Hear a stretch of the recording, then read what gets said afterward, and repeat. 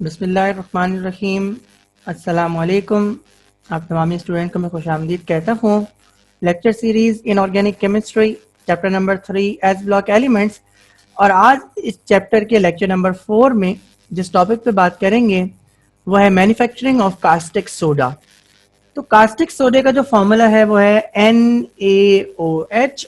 और कास्टिक सोडे का नाम आप अच्छी तरीके से जानते हैं, यह है sodium hydroxide, one of the most important industrial compound and a lab reagent. इसे इंडस्ट्री के अंदर किस तरह से बनाया जाता है, किस प्रोसेस के जरिए बनाया जाता है, ये आज के लेक्चर का मौजू है। इससे पहले वाले लेक्चर के अंदर हमने बेकिंग सोडा, सोडा ऐश और वॉशिंग सोडा के बनाने का तरीका सीखा था। और उससे पहले लेक्चर के अंदर हमने सोडियम की एक्सट्रैक्शन सीखी थी। चैप्टर नंबर 3 हम पढ़ रहे हैं। आज के लेक्चर में हम कास्टिक सोडा की मैन्युफैक्चरिंग सीखेंगे। तो कास्टिक सोडा, इसका फॉर्मूला अब आपके सामने है, सोडियम हाइड्रोक्साइड, ये इसका नाम है, NaOH ये फॉर्मूला है और आप इससे अच्छे तरीके से वाकिफ हैं। शायद कास्टिक सोडा नाम हमने पहली बार सुना हो। तो सोडियम हाइड्रोक्साइड को कास्टिक सोडा भी कहते हैं, इसे सोडा कास्टिक भी कहते हैं। ये आपकी स्ट्रॉन्ग अल्कली है जी, या इसको आप स्ट्रॉन्ग बेस भी कहते हैं। तो सोडियम हाइड्रोक्साइड को किस तरह से इंडस्ट्री के अंदर बनाया जाता है, ये तरीका हम सीखने जाएंगे। कास्टिक सोडा को जिस सेल के जरिए बनाया जाता है उसको कास्टनल कैनल सेल कहते हैं। तो आज हम जो सोडियम हाइड्रोक्साइड की प्रिपरेशन पढ़ेंगे वो कास्टनल कैनल सेल के जरिए पढ़ेंगे। और इस बात का भी ख्याल है कि जिस कास्टनल कैनल सेल को आज हम इस्तेमाल करेंगे सोडियम हाइड्रोक्साइड की प्रिपरेशन के लिए, वो मॉडिफाइड कैस्नर कैनल सेल कहलाता है।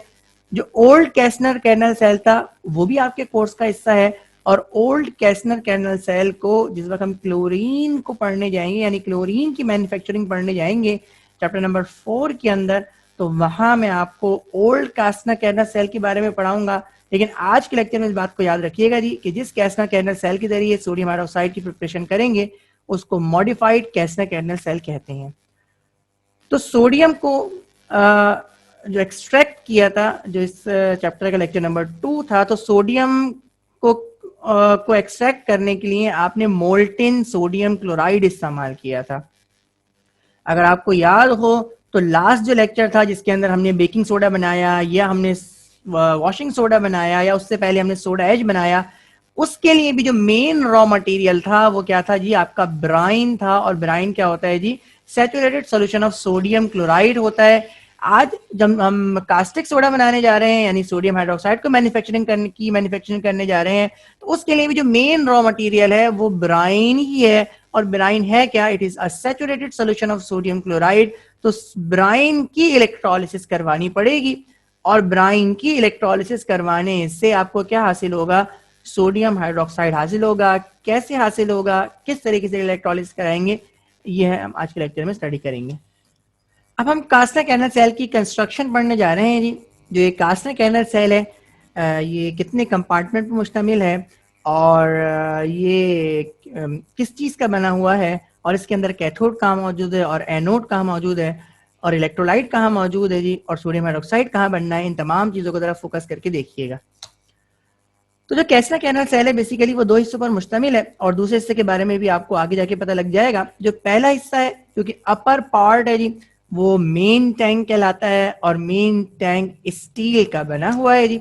ये कास्टर कैनल सेल की डायग्राम आपके सामने है जी। जिस सेल का तस्करा हो रहा है, जिसको आप मेन टैंक कह रहे हैं, वो ये मेन टैंक है।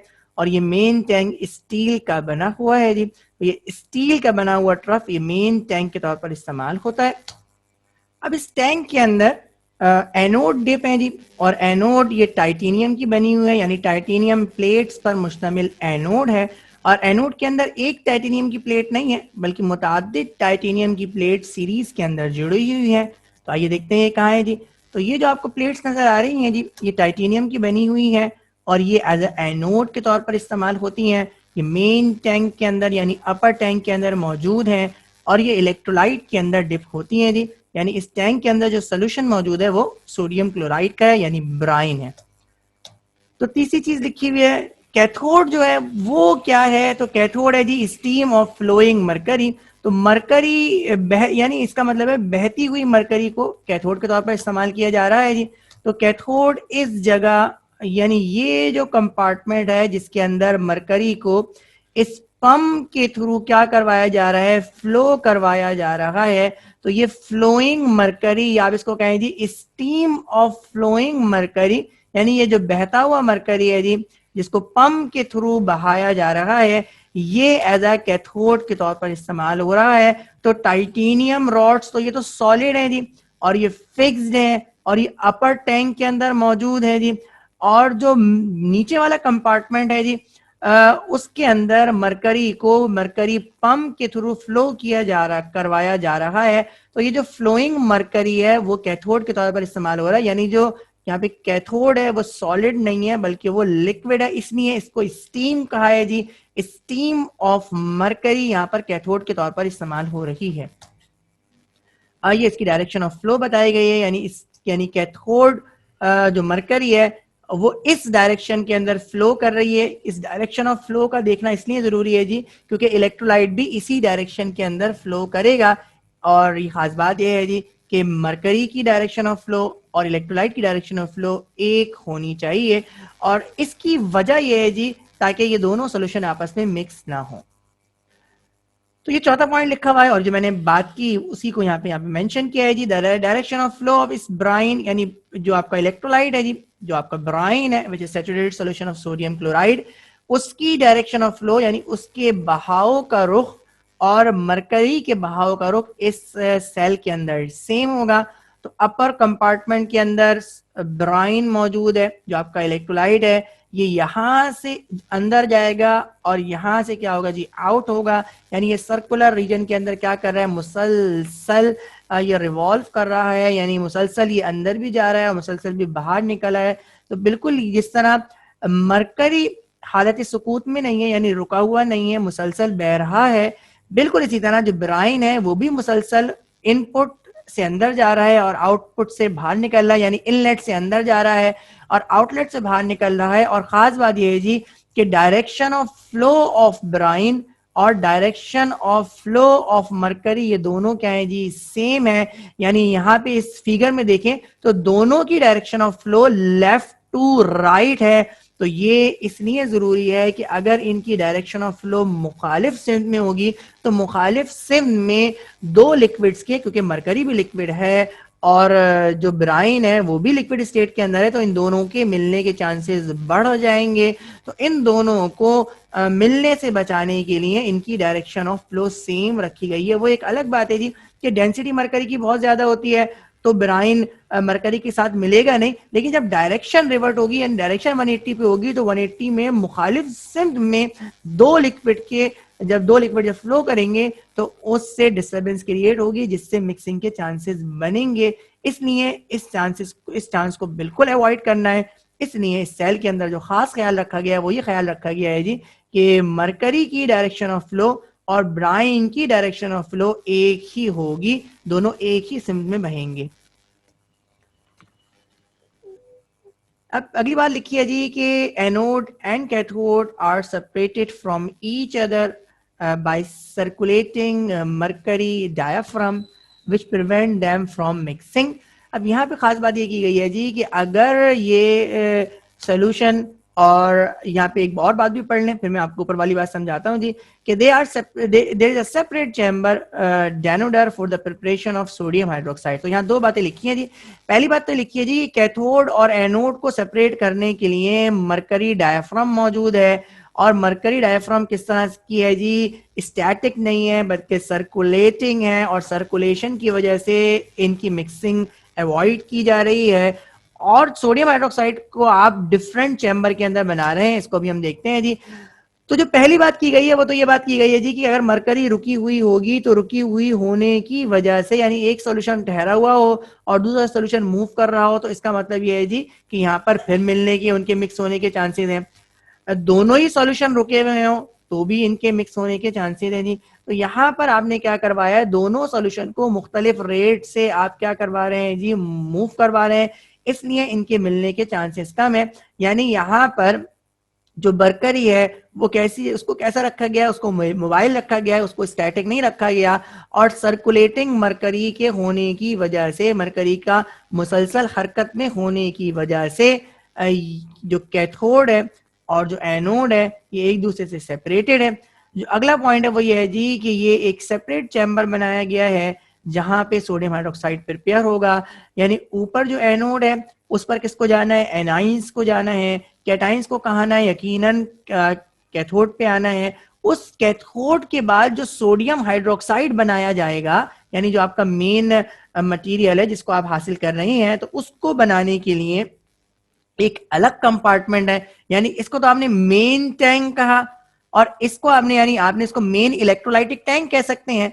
और ये जो दूसरा कंपार्टमेंट आपको नजर आ रहा है जिसके अंदर सोडियम हाइड्रोक्साइड प्रोड्यूस होगा, जिसके अंदर सोडियम हाइड्रोक्साइड की मैन्युफैक्चरिंग होगी, इस कंपार्टमेंट को आप डेनोडर कहते हैं। तो ये जो मरकरी है, जो मरकरी मूव कर रहा है इस डेनोडर से गुजरता है और इस डेनोडर से होता हुआ ये कहाँ जाता है जी, मरकरी पंप में जाता है। तो यहाँ पर ये डेनोडर का काम मरकरी को प्योरीफाई करना भी होता है और इस डेनोडर के अंदर ग्रेफाइट की रॉड्स लगी हुई होती हैं और उसकी वजह यह है जी कि सोडियम का जब रिएक्शन सोडियम मेटल होगा जी, तो जब अमलगम जो बनेगा, अभी आपको बताऊंगा कि अमलगम क्या होता है जी, तो यहाँ पर सोडियम हाइड्रोक्साइड प्रोड्यूस होना है और सोडियम हाइड्रोक्साइड की प्रोडक्शन ये एक्सोथर्मिक रिएक्शन है जी। तो इसका मतलब ये है कि आपको यहाँ पे गुड हीट कंडक्टर्स लगाने पड़ेंगे जो हीट को अपने अंदर एब्जॉर्ब कर लें, जिसकी वजह से ये डेनोडर जो है वो पिघले नहीं। इसलिए इस डेनोडर के अंदर ग्रेफाइट की रॉड्स होती हैं जो टेम्परेचर कंट्रोल रॉड्स कहलाती हैं। और उसके बाद फिर आउटलेट्स हैं जी, तुम जो मुख्तलिफ गैसेस को इस पूरी की पूरी असेंबली से निकलना है जी। तो एक हाइड्रोजन गैस को यहाँ से निकलना है, डेनोडर से हाइड्रोजन गैस को निकलना है और मेन टैंक से क्लोरीन को निकलना है। तो इन दोनों गैसेस के निकलने के लिए आउटलेट्स भी मौजूद है जी। तो यहाँ से वाटर इन होता है जी और यहाँ से आपको सोडियम हाइड्रोक्साइड मिलता है। तो ये डेनोडर के अंदर सोडियम हाइड्रोक्साइड बनता है, वो यहाँ पे आपको बताया। यानी इसके अंदर जो मरकरी आ रहा है वो अपने साथ सोडियम को लेके आएगा, इसको अमलगम कहते हैं। तो ये जो अमलगम आएगा उसका रिएक्शन वाटर से होगा और जब अमलगम का रिएक्शन वाटर से होगा तो इससे मैंने क्या बताया जी, हीट बढ़ेगी। तो हीट को क्या करना है, आपने एब्जॉर्ब करना है, वो आपकी ग्रेफाइट रॉड्स उसको एब्जॉर्ब करेंगी। सोडियम हाइड्रोक्साइड आपको मिल जाएगा, ये आपको आउटलेट से निकल जाएगा। उसके बाद ये जो आउटलेट है इससे यहाँ पे आपको क्लोरीन गैस मिलेगी, तो मेन टैंक से क्लोरीन गैस लिबरेट होगी। और ये जो आपको आउटलेट नजर आ रहा है ये हाइड्रोजन के आउट होने के लिए है, यानी जब सोडियम हाइड्रोक्साइड बनेगा तो उस रिएक्शन के नतीजे में हाइड्रोजन गैस प्रोड्यूस होगी। तो डेनोडर के अंदर हाइड्रोजन गैस के लिए आउटलेट मौजूद है और मेन टैंक के अंदर क्लोरीन गैस के निकलने के लिए आउटलेट मौजूद है। तो ये आपने पूरी की पूरी डायग्राम को देखा और इसको हमने लेबल किया और जो अरेंजमेंट थी उसको हमने तफसील से पढ़ा। अब हम कुछ प्रिकॉशंस की बात करने जा रहे हैं जी कि कौन सी प्रिकॉशन जरूरी है, क्योंकि जब हम इंडस्ट्रियल मैन्युफैक्चरिंग करेंगे कास्टिक सोडा की तो हमारी ख्वाहिश है जी कि कास्टिक सोडा की क्वांटिटी भी मैक्सिमाइज रहे, कोई साइड रिएक्शन ना हो और जो इसकी क्वालिटी है यानी जो इसकी प्योरिटी है वो भी बहुत अच्छी हो जी। तो खास बात किस बात का ख्याल रखना होता है जी, वो ये रखना होता है कि सोडियम हाइड्रोक्साइड ये रिएक्टिव है टुवर्ड्स क्लोरीन। तो देखिए अगर हम सोडियम हाइड्रोक्साइड को और देखिए क्लोरीन तो लिबरेट होगी, तो अगर सोडियम हाइड्रोक्साइड की प्रोडक्शन और क्लोरीन की प्रोडक्शन एक ही टैंक में करें तो इस बेहतियाती से नुकसान क्या होगा कि सोडियम हाइड्रोक्साइड कंज्यूम होगा, क्योंकि सोडियम हाइड्रोक्साइड क्लोरीन के साथ रिएक्ट करता है और क्लोरीन के साथ रिएक्ट करके वो दोबारा से सोडियम क्लोराइड बनाएगा और सोडियम क्लोरेट बनाएगा।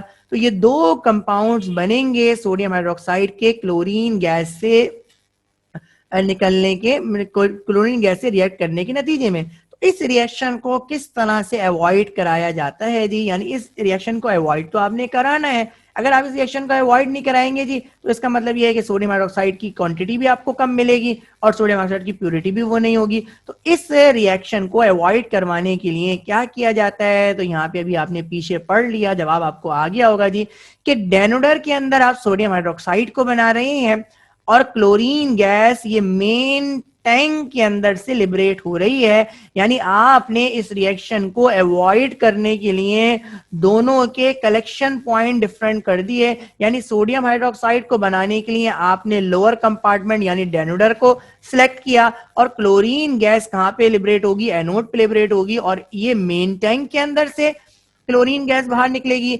जबकि जो सोडियम हाइड्रोक्साइड प्रिपेयर होगा वो डेनोडर के अंदर प्रिपेयर होगा और डेनोडर का मेन टैंक से कोई ताल्लुक नहीं है। तो सोडियम हाइड्रोक्साइड को आपने डिफरेंट कंपार्टमेंट यानी डेनोडर के अंदर प्रिपेयर करा और क्लोरीन गैस को मेन टैंक से लिबरेट करवाया, तो दोनों को आपने अलहदा अलहदा कर दिया। और ये अलहदा किसके जरिए किया? आपने डेनोडर के जरिए किया। तो इस रिएक्शन को अवॉइड किस तरह से करते हैं जी कि क्लोरीन मेन टैंक से निकलती है जबकि सोडियम हाइड्रोक्साइड की प्रोडक्शन ही सेपरेट चैम्बर यानी डेनोडर के अंदर होती है, जिसकी वजह से ये रिएक्शन अवॉइड हो जाता है। और ये रिएक्शन अवॉइड करना इसलिए जरूरी है जी ताकि सोडियम हाइड्रोक्साइड की यील्ड मैक्सिमाइज रहे।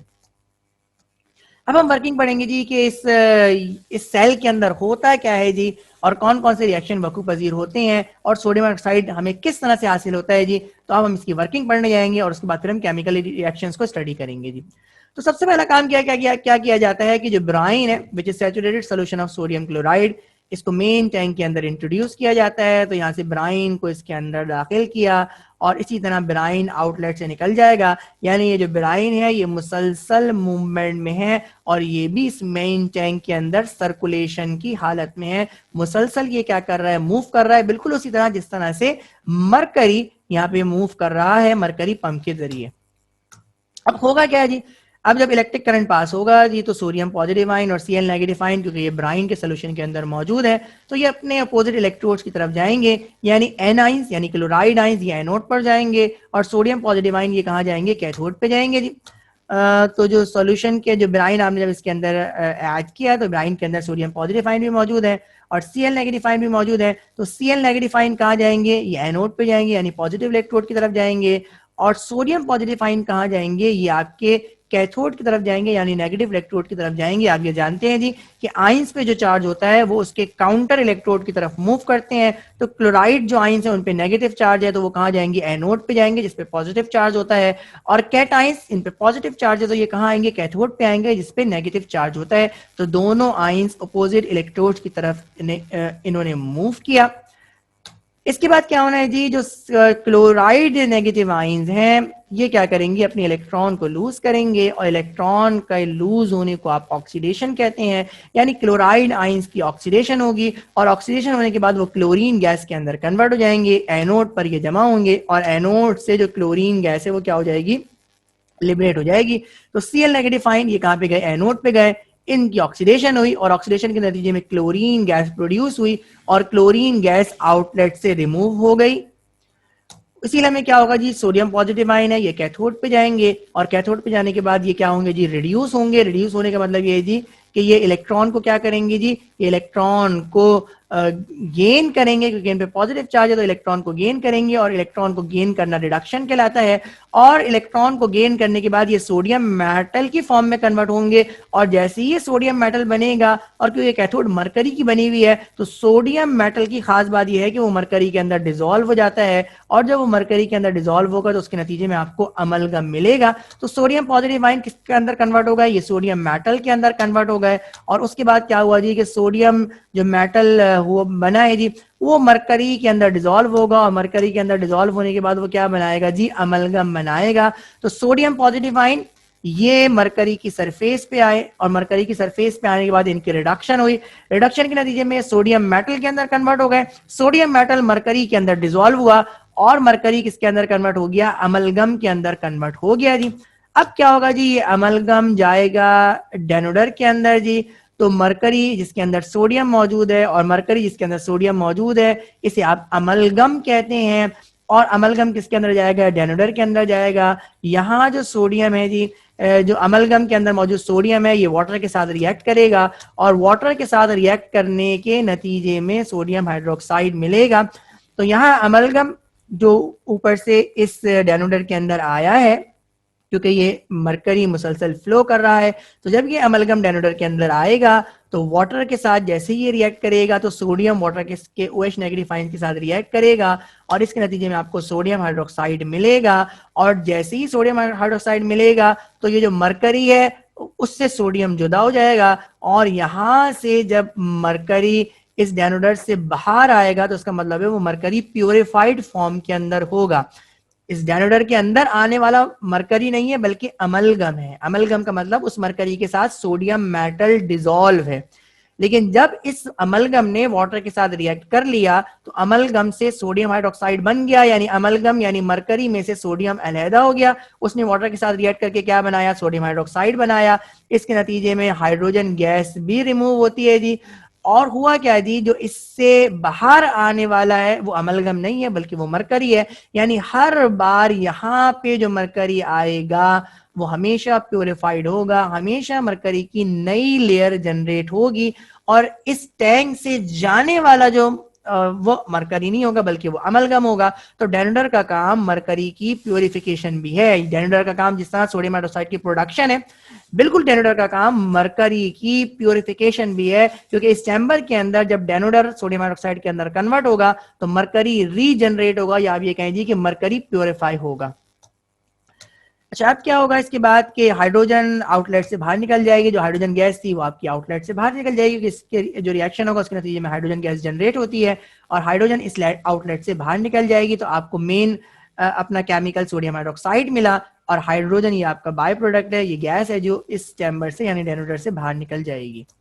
तो केमिकल रिएक्शंस को हम स्टडी करेंगे जी। तो आयनाइजेशन है जी, क्योंकि ये ब्राइन है और सैचुरेटेड सॉल्यूशन है सोडियम क्लोराइड का और एक्वस सॉल्यूशन है सोडियम क्लोराइड का, तो इसका मतलब ये है जी कि इसके अंदर जो सोडियम क्लोराइड है ये आइंस की फॉर्म में होगा, तो आपने लिखा सोडियम पॉजिटिव आइन और क्लोराइड आइंस। उसके बाद क्या हुआ जी, एनोड पे क्या हुआ, एनोड पे ऑक्सीडेशन हुई है और क्लोराइड आइंस किसके अंदर कन्वर्ट हो गए, क्लोरीन गैस के अंदर कन्वर्ट हो गए by the loss of 2 electron.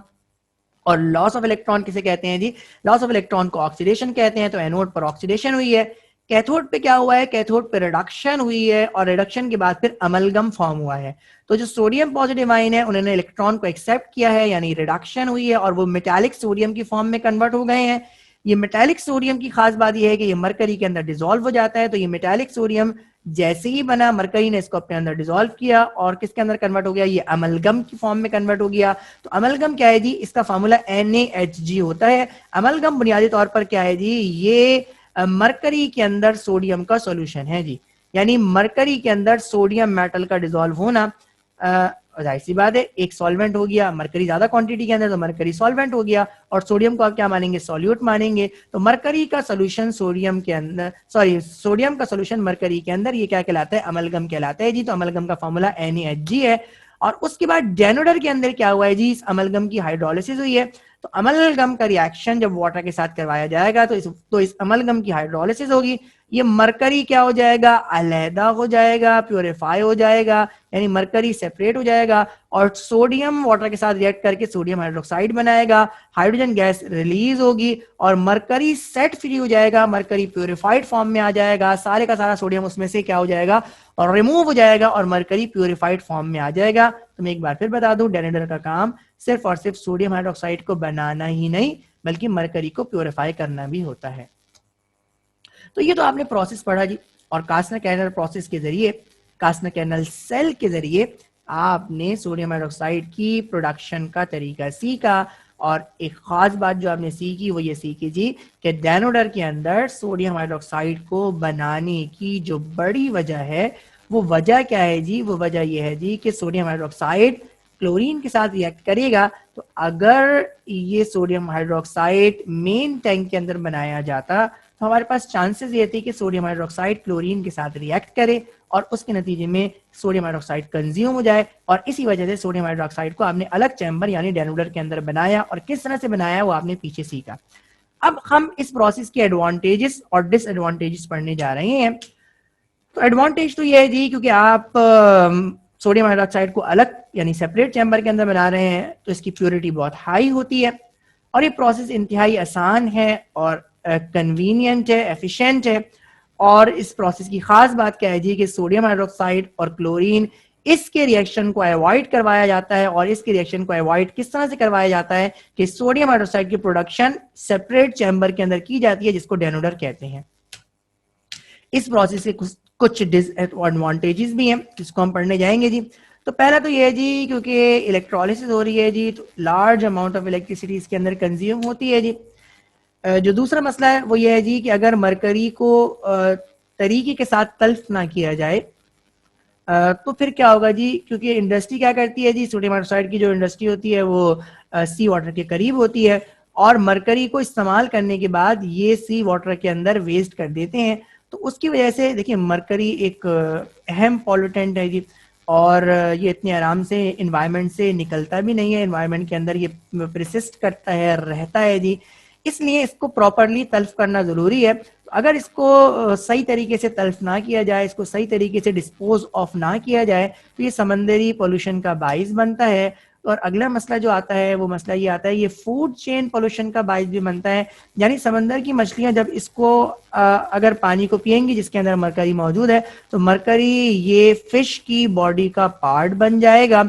और फिश क्योंकि इस्तेमाल करते हैं ह्यूमन, तो जब ह्यूमन उस फिश को ईट करेंगे तो ये मरकरी ह्यूमन की बॉडी का पार्ट बन जाएगा। तो ऐसी पॉल्यूशन क्या कहलाती है? फूड चेन पॉल्यूशन कहलाती है जी। कि मरकरी से फिश को डायरेक्ट पॉइजनिंग हुई और फिश के खाने की वजह से ह्यूमन को मरकरी की इनडायरेक्ट पॉइजनिंग हुई। तो ये इस किस्म की पॉल्यूशन फूड चेन पॉल्यूशन कहलाती है। और फूड चेन पॉल्यूशन का जो एक बड़ी वजह है वो मरकरी के वेपर्स हैं जो समंदरी पानी के अंदर मौजूद होते हैं। तो ये इस प्रोसेस की डिसएडवांटेजेस हैं। तो ये जो फूड चेन पॉल्यूशन है इसको कंट्रोल किया जा सकता है अगर आप मरकरी को प्रॉपरली डिस्पोज ऑफ करें।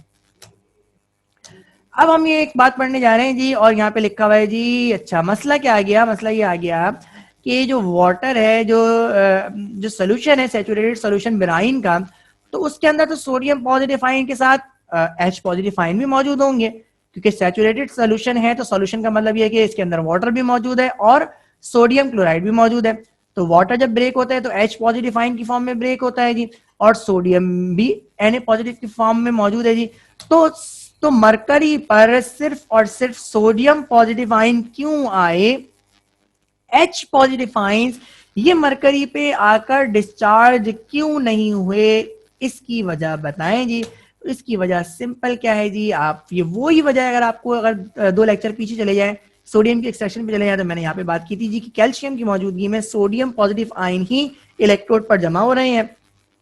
बिल्कुल उसी जैसा ये रीजन है जी कि सोडियम पॉजिटिव आयन ही क्यों जमा हो रही है, H पॉजिटिव आयन जमा नहीं हो रहा। तो उसकी वजह यह है जी, देखें डिस्चार्ज पोटेंशियल से इसका ताल्लुक है, इलेक्ट्रोड पोटेंशियल से इसका ताल्लुक है। जिस चीज का इलेक्ट्रोड पोटेंशियल कम होता है वो पहले और आसानी से डिस्चार्ज होती है, और जिस चीज का इलेक्ट्रोड पोटेंशियल ज्यादा होता है वो मुश्किल से और देर में डिस्चार्ज होती है। तो यहाँ पर क्या है जी कि सोडियम पॉजिटिव आयन का जो डिस्चार्ज पोटेंशियल है जी, वो मरकरी से क्या है जी, वो मरकरी से कम है, और उसकी वजह से सोडियम पॉजिटिव आयन ये आसानी से डिस्चार्ज होते हैं और सोडियम मेटल के फॉर्म में कन्वर्ट होते हैं। और दूसरी खास बात क्या है जी कि ये जो अमलगम है ये हाइड्रोजन यानी नॉन मेटल को अपने अंदर एब्जॉर्ब नहीं करवाएगा, अपने अंदर डिसॉल्व नहीं करवाएगा, और ये जो सोडियम मेटल है वो मरकरी के अंदर डिसॉल्व भी हो जाता है, जिसके नतीजे में क्या मिलता है जी, अमलगम मिलता है। तो लो डिस्चार्ज वोल्टेज की वजह से या लो डिस्चार्ज पोटेंशियल की वजह से सोडियम पॉजिटिव आयन ये मरकरी के सरफेस पर डिस्चार्ज होते हैं, और डिस्चार्ज होने के बाद वो डिसॉल्व होते हैं, और डिसॉल्व होने के नतीजे में ये अमलगम बनाते हैं। तो ये वो वजह है, यानी सोडियम का discharge potential H positive ion से कम होना, जिसकी वजह से सोडियम पॉजिटिव आयन ये मरकरी की सरफेस पे डिस्चार्ज होंगे, जबकि H पॉजिटिव आयन अपने हाई पोटेंशियल होने की वजह से मरकरी की सरफेस पे डिस्चार्ज नहीं हो सकेंगे। अब हम केमिस्ट्री पढ़ने जाएंगे, यानी सोडियम हाइड्रोक्साइड के जो रिएक्शंस आपकी किताब में दिए हुए हैं उनको हम तेजी के साथ डिस्कस करेंगे। तो सोडियम हाइड्रोक्साइड क्योंकि ये बेस है, आपको बाज़ी तौर पर इसके अंदर OH नजर आ रहे हैं, ये बेस है और ये स्ट्रॉन्ग बेस है और ये सॉल्युबल बेस है, इसलिए इसको अल्कली भी कहते हैं जी। तो ये रिएक्शन एसिड के साथ कर सकता है जी, और अगर ये एसिड के साथ रिएक्शन करेगा तो उसके नतीजे में आपको क्या मिलेगा, सॉल्ट मिलेगा और वाटर मिलेगा, और इस प्रोसेस को न्यूट्रलाइजेशन कहते हैं जी। अगर इसका रिएक्शन अमोनियम क्लोराइड से करवाया जाएगा तो ये एक बहुत ही अहम तरीका है अमोनिया गैस की प्रिपरेशन का, और ये रिएक्शन अब आपके सामने है जी कि अगर सोडियम हाइड्रोक्साइड का रिएक्शन अमोनियम सॉल्ट से करवाया जाएगा यानी अमोनियम क्लोराइड से करवाया जाएगा तो इसके नतीजे में आपको अमोनियम हाइड्रोक्साइड मिलेगी, और अगर अमोनियम हाइड्रोक्साइड को आप हीट करेंगे यानी वार्म करेंगे तो इसके नतीजे में आपको अमोनिया गैस मिलेगी। तो अमोनिया गैस को बनाने का ये एक इंतहाई अहम रिएक्शन है, तो इसको जरा फोकस कीजिएगा। तो अमोनियम क्लोराइड का रिएक्शन सोडियम हाइड्रोक्साइड से करवाया गया, इसके नतीजे में आपको अमोनियम हाइड्रोक्साइड मिली और सोडियम क्लोराइड मिला। इस अमोनियम हाइड्रोक्साइड को जब आप हीट करेंगे तो इसके नतीजे में आपको अमोनिया गैस मिलेगी। तो अमोनिया गैस को बनाने का ये एक इनडायरेक्ट वे है और एक अहम रिएक्शन है जिसके जरिए से अमोनिया प्रोड्यूस होती है। सोडियम हाइड्रोक्साइड प्रेसिपिटेटिंग एजेंट के तौर पर इस्तेमाल होता है, यानी जो सॉल्ट एनालिसिस है उसके अंदर ये प्रेसिपिटेटिंग एजेंट के तौर पर भी इस्तेमाल होता है और कॉम्प्लेक्सिंग एजेंट के तौर पर भी इस्तेमाल होता है। जो प्रेसिपिटेट्स हैं वो हाइड्रोक्साइड के मिलते हैं जी। तो सोडियम हाइड्रोक्साइड प्रेसिपिटेटिंग एजेंट के तौर पर इस्तेमाल होता है और 3b ग्रुप के जो रेडिकल्स हैं उनको प्रेसिपिटेट आउट करता है एज अ हाइड्रोक्साइड। तो यहाँ पे आपको दिखा ये आयरन है Fe3 पॉजिटिव, इसको आप फेरिक कहते हैं। तो अगर इसका रिएक्शन सोडियम हाइड्रोक्साइड से करवाया जाएगा तो आपको रेडिश ब्राउन कलर के प्रेसिपिटेट्स मिलते हैं जो फेरिक हाइड्रोक्साइड के होते हैं। और इसी तरह ग्रुप 3 के अंदर फेरस भी मौजूद है, यानी आयरन विद +2 ऑक्सीडेशन स्टेट। तो अगर इसका रिएक्शन भी सोडियम हाइड्रोक्साइड से करवाया जाता है तो उसके नतीजे में भी आपको ग्रीन कलर के प्रेसिपिटेट्स मिलते हैं जी, और ये फेरस हाइड्रोक्साइड के प्रेसिपिटेट्स होते हैं। यानी यहां पर सोडियम हाइड्रोक्साइड आयरन के प्रेसिपिटेट्स प्रोड्यूस कर रहा है, या आयरन को उसके सॉल्यूशन से प्रेसिपिटेट आउट होने में मदद दे रहा है। इसलिए इन रिएक्शंस के अंदर sodium hydroxide as a precipitating agent के तौर पर इस्तेमाल हो रहा है या वर्क कर रहा है। अभी अगला रिएक्शन है जी, और ये कॉम्प्लेक्सिंग एजेंट के तौर पर भी इस्तेमाल होता है जी। अगर प्रेसिपिटेट्स एम्फोटेरिक इन नेचर हो, एम्फोटेरिक का मतलब कि वो एसिडिक भी हो और बेसिक भी हो, यानी ड्वेल नेचर के हो जी, तो उसके नतीजे में कॉम्प्लेक्स बन जाता है और कॉम्प्लेक्स बनने की वजह से प्रेसिपिटेट्स डिसॉल्व हो जाते हैं। तो प्रेसिपिटेट बनते तो है, लेकिन जब कॉम्प्लेक्स बनता है तो वो प्रेसिपिटेट डिसॉल्व हो जाते हैं। इसी को हम देखते हैं जी, और यहाँ पे लिखा हुआ है जी, ये जो कॉम्प्लेक्स फॉर्मेशन होगी उसके लिए सोडियम हाइड्रोक्साइड का एक्सेसिव अमाउंट में यानी ज्यादा मिकदार में होना जरूरी है जी। तो जिंक के जो प्रेसिपिटेट्स होते हैं जी वो एम्फोटेरिक इन नेचर होते हैं। तो जिंक का रिएक्शन अगर सोडियम हाइड्रोक्साइड से करवाया जाएगा तो आपको जिंक हाइड्रोक्साइड के प्रेसिपिटेट्स मिलेंगे। तो जिंक हाइड्रोक्साइड की प्रेसिपिटेट्स है वो एम्फोटेरिक इन नेचर है। तो अगर इसका रिएक्शन मजीद जिंक के सोडियम हाइड्रोक्साइड के साथ करवा दिया जाए, यानी सोडियम हाइड्रोक्साइड की एक्सेसिव क्वांटिटी मौजूद हो, तो जब कम क्वांटिटी ऐड करेंगे तो आपको प्रेसिपिटेट दिखेंगे, लेकिन जब आप सोडियम हाइड्रोक्साइड की ज्यादा क्वांटिटी ऐड करेंगे तो ये प्रेसिपिटेट डिसॉल्व हो जाएंगे। और प्रेसिपिटेट डिसॉल्व होने का मतलब ये है जी कि वो प्रेसिपिटेट्स अब कॉम्प्लेक्स की फॉर्म में कन्वर्ट हो गए। तो ये रिएक्शन आपके सामने है जी। तो जिंक हाइड्रोक्साइड जो प्रेसिपिटेट्स थे, ये एक्सेसिव सोडियम हाइड्रोक्साइड के साथ इन्होंने रिएक्ट किया, कॉम्प्लेक्स फॉर्म हुआ और उसके नतीजे में ये प्रेसिपिटेट डिसॉल्व हो गए और ये सोडियम टेट्राहाइड्रोक्सी जिंकेट के प्रेसिपिटेट्स मिले हैं जी, जो कि एक कॉम्प्लेक्स है। और इन कॉम्प्लेक्स के बारे में हम डिटेल के अंदर चैप्टर नंबर 5 के अंदर स्टडी करेंगे। ये भी आपका कॉम्प्लेक्स आपको नजर आ रहा है और ये है जी सोडियम टेट्राहाइड्रोक्सो जिंकेट, ये इस कॉम्प्लेक्स का नाम है। तो ये आज का लेक्चर था और यहाँ आज के लेक्चर के अंदर हमने कास्टिक सोडा की मैन्युफैक्चरिंग का तरीका सीखा। अब इम्तिहान में इस टॉपिक के सवाल किस तरह से आए हुए हैं आइए देखते हैं। तो ये पहला सवाल आपके सामने है और यहाँ पे लिखा हुआ है how caustic soda is manufactured by the electrolysis of brine using moving mercury as a cathode. Draw also the diagram for this method. तो इसका मतलब पूरा ही सवाल आपने लिखना है जी। तो आपने इब्तिदाइया दिया, उसके बाद कास्टा कैनर सेल की कंस्ट्रक्शन को लिखा, उसके बाद फिर आपको डायग्राम बना के दिखानी पड़ेगी और उसको लेबल करना पड़ेगा। खैर इसने डायग्राम पूछ ली थी तो आपने बनाई, अगर नहीं पूछते तब भी आपको डायग्राम बनानी थी। उसके बाद फिर आपने इस की वर्किंग लिखी और उसके बाद फिर आपने इक्वेशन लिखनी है और इक्वेशन सही लिखिएगा। सबसे ज्यादा इक्वेशन के ही नंबर हैं जी और इक्वेशन बहुत तरीके से चेक होती हैं जी। तो ये पूरे का पूरा जो सवाल आपने पढ़ा है उन तमाम पूरे का पूरा ही आपने यहाँ पर लिखना है। ये दूसरा सवाल आपके सामने है और ये केमिकल इक्वेशंस लिखी हुई हैं। लिखा हुआ है reaction of caustic soda with ammonium sulphate.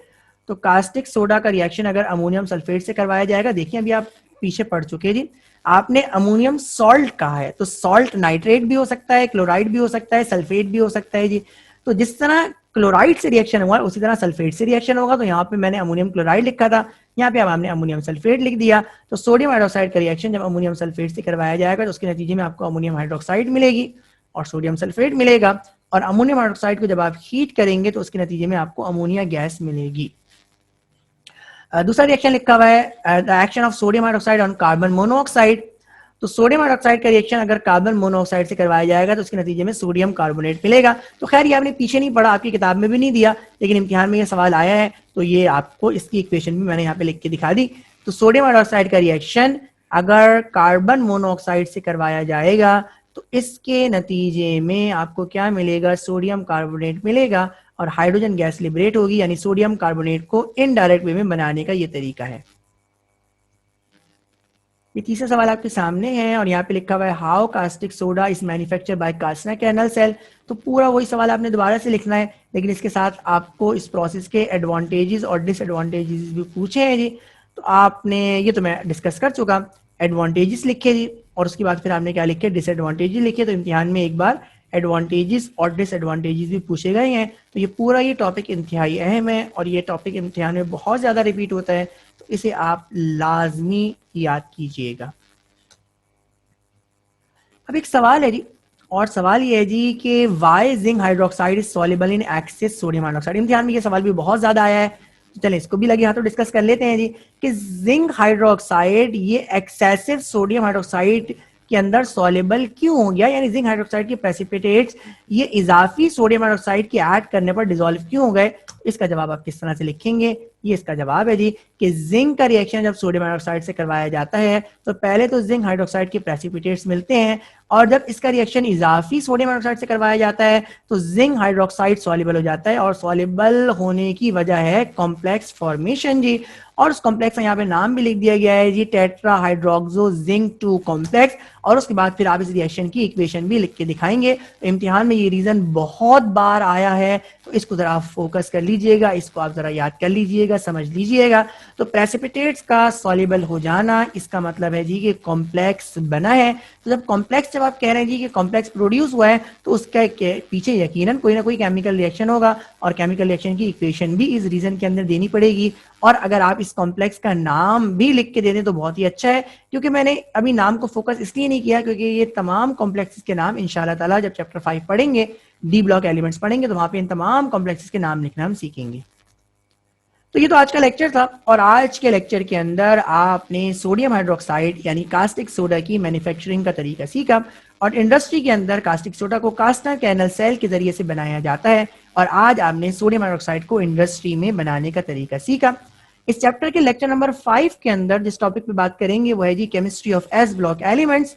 तो जो एस ब्लॉक एलिमेंट्स यानी अल्कली जो मेटल्स हैं और जो अल्कलाइन अर्थ मेटल्स हैं, इनका रिएक्शन बाकी एलिमेंट्स के साथ कैसे होता है, यानी ये हाइड्रोजन के साथ किस तरह से रिएक्ट करते हैं, और नाइट्रोजन के साथ या ऑक्सीजन के साथ या हेलोजेंस के साथ या एसिड और बेसिस के साथ किस तरह से रिएक्ट करते हैं, तमाम बातों पे हम अगले लेक्चर के अंदर गुफ्तगू करेंगे। तो आपसे अगले लेक्चर के अंदर मुलाकात होगी। अपना ख्याल रखिएगा।